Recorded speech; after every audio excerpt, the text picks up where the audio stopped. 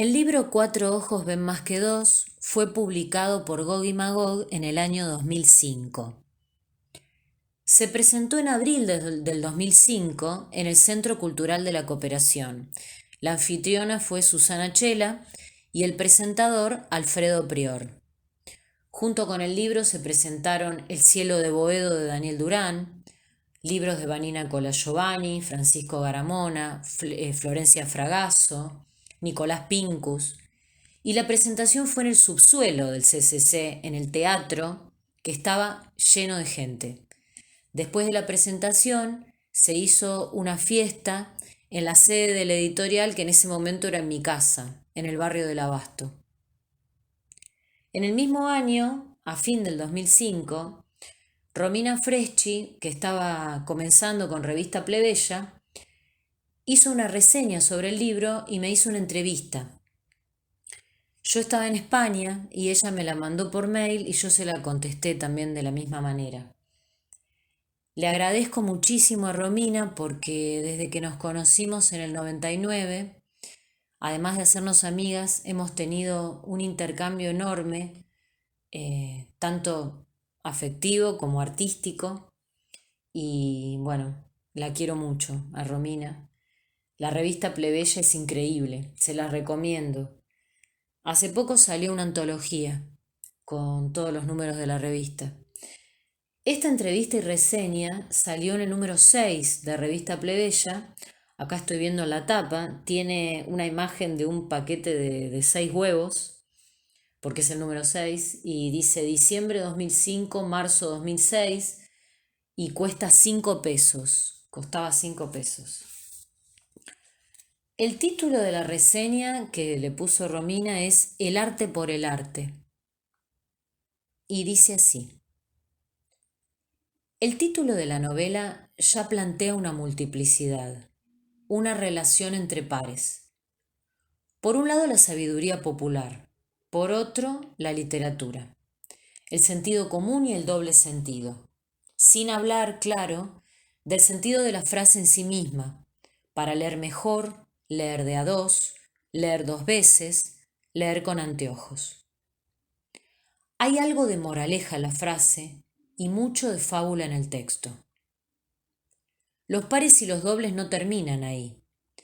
Todo el texto es así un rompecabezas, dividido en dos partes que se subdividen, y repartiendo las voces y los pensamientos entre tres narradores diferentes: Guillermo Weiner, Justina Sauce y Mirta Yesenovec de Sauce. Aparentemente, de estos narradores, el único consciente de su función es Guillermo Weiner, quien es un narrador testigo y que novela una crónica en 10 capítulos en la primera parte de la primera parte. El resto son anotaciones del cuaderno de Justina y una confesión realizada por su madre, Mirta, a un cura, es decir, un texto imposible de ser un documento por el carácter secreto de la confesión. A su vez, hay relaciones entre la primera y la segunda parte, con marcadas referencias que envían al lector a leer nuevamente, con 4 ojos, determinadas páginas del libro. Es decir, el texto se construye como un rompecabezas, de miradas y opiniones entre personajes que miran y se miran. Así, hasta el lector, quien los mira a todos y es mirado además. Es que el libro puede ser leído también en clave autobiográfica. Hay cuestiones concretas que anclan al libro a su tiempo y a su espacio, y a su micro hábitat profesional, el arte argentino contemporáneo. Los espacios y las instituciones que sirven de escenario a la novela son los espacios archiconocidos del arte contemporáneo: Arteba, El Malva, Proyecto Venus. Incluso Pablo Siquiera aparece mencionado, y el libro entero está dedicado a Alfredo Prior. Las iniciales de Justina Sauce coinciden con las de Julia Saracho. Claro que siempre hay un personaje en una novela que uno elige para ser el alter ego del autor, pero aquí eso está indicado desde el principio, y hay además otras claves para señalar en la novela a personajes que tienen un correspondiente de carne y hueso en la vida social. La autobiografía plantea el problema de la relación con lo real, como testimonio, pero en este caso como se haya novelada en clave, cubre con los dos requisitos: la posibilidad de ser leída solo como pura ficción y la posibilidad de ser leída como autobiografía. Y en los dos casos cumple con algo más, y esto es una performance. Es que la novela, como hecho artístico, además se vuelve sobre el propio arte y plantea nuevamente preguntas sobre este, pero las realiza sobre cuestiones, ambientes y personajes concretos de quienes representan al arte hoy en Buenos Aires. Plantea una intervención. Justina Sauce, protagonista, persigue la realización de actos performáticos como hechos artísticos y a la vez críticos, tanto de obra como de muestras. La intervención, claro, persigue una transformación, a través del contacto y del amor también podríamos pensar. Esa transformación vale para el campo en el que se interviene, como también para el interventor. Transformaciones es además el título del primer libro de Julia Sarachu, libro de poemas. Podemos pensar para su segundo libro en poesía transformada en novela. Tanto en ese primer libro como en este último, algo que se intenta captar es el cambio, el aprendizaje. Y en ese proceso, que desde muchos lugares puede minorizarse como caótico, tratar de aislar el equilibrio siempre presente entre la forma y el contenido, más allá de la voluntad y de la conciencia. El afecto, podemos decir. La interpretación del afecto, la voluntad y la conciencia parece ser aquello que Verlaine denominaba literatura, y aparece en los libros de Julia como algo puramente cultural, con distintos orígenes: la religión judeocristiana, las ciencias naturales, lo europeo, lo latinoamericano, las filosofías orientales. Herramientas con las cuales desarrollar la transformación, que es aquello que se alterna entre los contenidos y los continentes. Algunas de estas cristalizaciones son ideas de Justina muy interesantes acerca de los movimientos en el arte. Los procesos individuales de los artistas son habitualmente más fáciles de tratar que la constitución de círculos sociales para el arte, y cómo las obras y los artistas se relacionan con su propia dinámica de socialización. Cómo se construye un artista y cómo se relaciona con su gremio social y con la sociedad entera son problemas que me parece se plantean sin solución en la novela, pero su planteo en sí me parece valioso. En un momento en el que la noción de genio ha vuelto a estar en el centro de los debates intelectuales, de acuerdo a los textos de Agamben y Bloom, y que la relación con la divinidad se ha vuelto a considerar cotidiana, al menos como la proclama George Bush, para justificar la inspiración de sus acciones, me parece interesante enfrentarse con cuál es el lugar del artista o de la persona que ejerce el arte y busca la creación. En Argentina Dios es argentino y se llama Diego Maradona. Eso nos plantea toda otra relación con el carisma y la creación, y sobre todo, constituye el contexto no solo de la novela, sino del arte argentino contemporáneo. Eso para mí plantea una posibilidad más horizontal y alegre de vivir la creación dentro de la vida. Pero es solo una ladera de la cuestión. El debate está abierto. Volviendo a la novela, el objeto del afecto de Justina, Simón Tamenich, que resulta además el objeto del arte de Justina o de su crítica, termina decepcionando a la protagonista en función del consenso social. Esa es en realidad la gran acción de la novela, la decepción, aquello que no llega a suceder y que termina transformándose en novela. Pero en eso no hay renuncia, hay transformación. Y tampoco hay verdad, al menos no verdad discursiva, sino registro de algo que sucede fuera del libro, es decir, en la vida, ahí donde está el arte.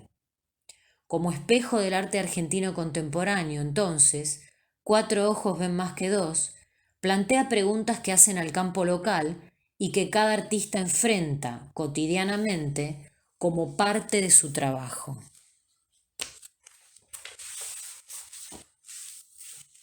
Ahora les leo el reportaje. Romina Freschi. Te quería hacer algunas preguntas acerca de la novela. sobre todo en cuanto a que me parece que tiene una relación importante con la autobiografía y en ese sentido quería saber. En la novela Justina Sauce tiene una idea del arte como crítica y así propone la performance como acto crítico frente a una muestra.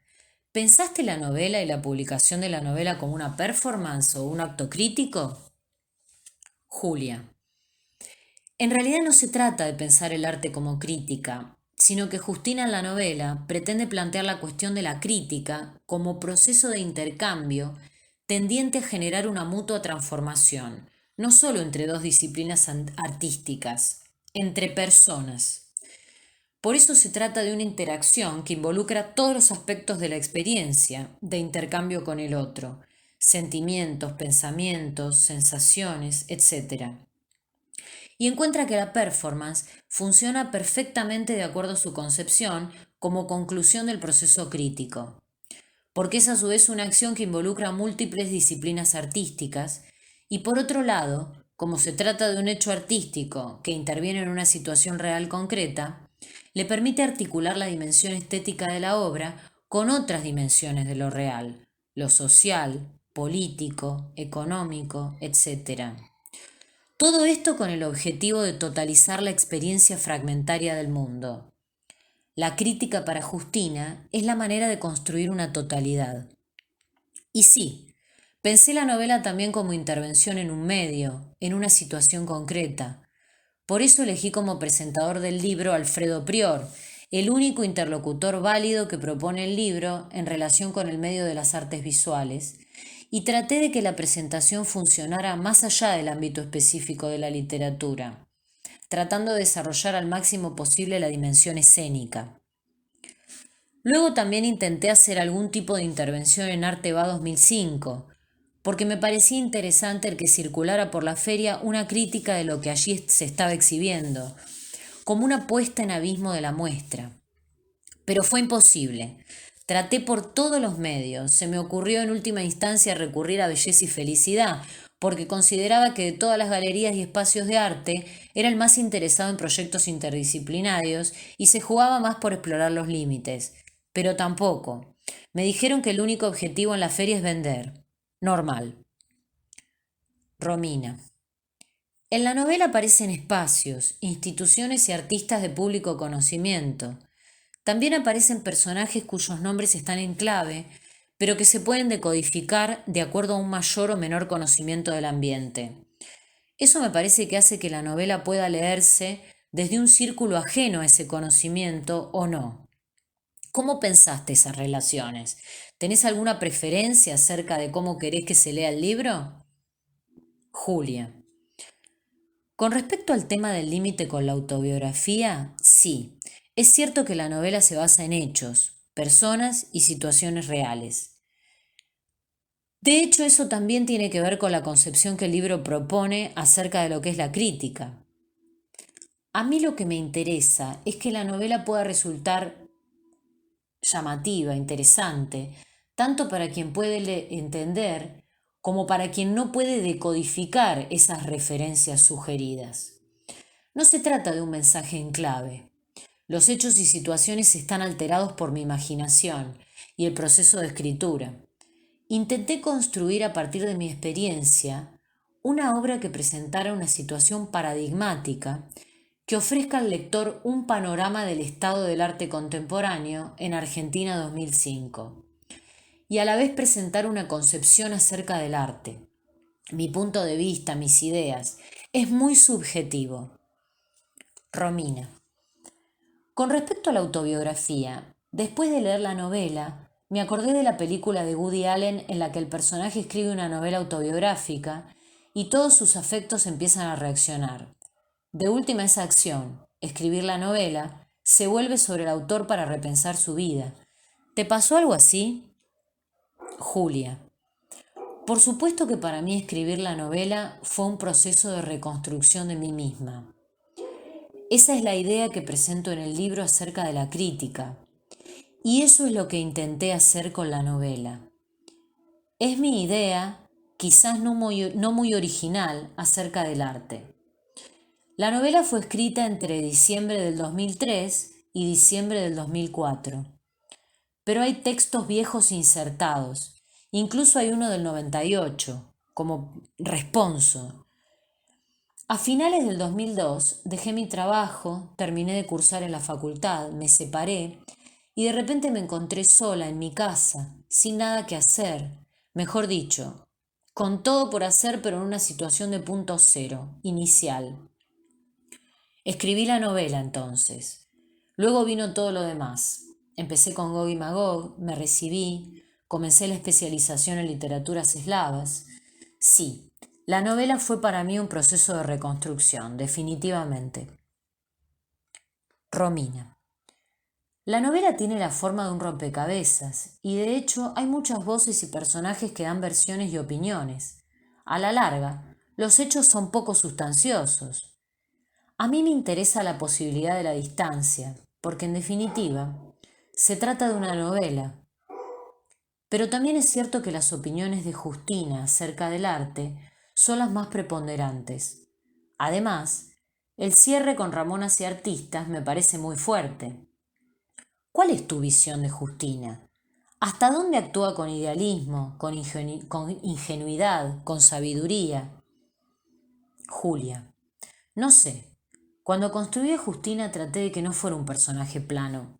Traté de darle profundidad psicológica, de darle realismo, con las contradicciones y ambigüedades de una persona real. Por eso para mí es imposible de definir o juzgar en una frase. Todo lo que pienso de Justina está ahí, en el libro, expresado de la manera más sintética que encontré. Romina. ¿Cómo es la relación con lo divino para la novela y para vos? Por todos lados aparecen metáforas o referencias a la Biblia y a la religión, y me parece una postura un poco anacrónica. No sé muy bien por dónde enfrentarla. A mí me preocupa en función de otros discursos que involucran la divinidad actualmente. Julia. Bueno, yo soy cristiana. A la iglesia no voy. Y la iglesia como institución contemporánea me parece muy cuestionable. Pero mi relación con el cristianismo es doble. Por un lado intelectual, leo la Biblia todo el tiempo, el Antiguo y el Nuevo Testamento, y leo mucha teología e historia de las religiones, todas.